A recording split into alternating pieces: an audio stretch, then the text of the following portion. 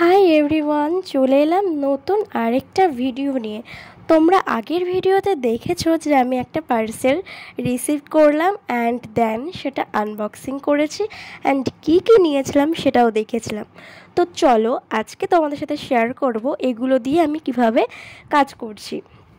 তো আমি আমার নখের জন্য একটা নেলস এখানটায় বেছে নিয়েছি। এবার কি করব, এবার আমি নখে এটা লাগানোর চেষ্টা করব গ্লু দিয়ে। গ্লুটা অসাবধানতার জন্য দেখো আমার স্কিনে কিভাবে পড়ে যায়।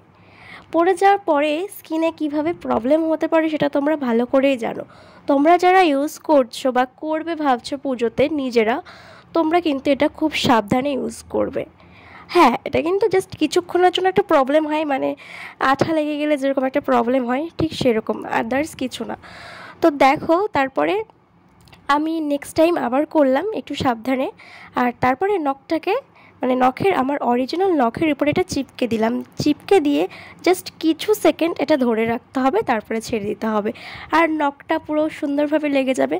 তারপরে আমি আমার পছন্দ মতো নেল পলিশ লাগিয়ে নিলাম, আর এখানে একটু ডিজাইন করার জন্য হোয়াইট নেল পলিশটা এখানে ইউজ করছি।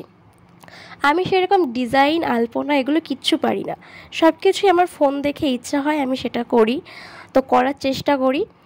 তারপরে এই যে দেখতে পাচ্ছ ফাইনাল কেমন হয়েছে জানিও।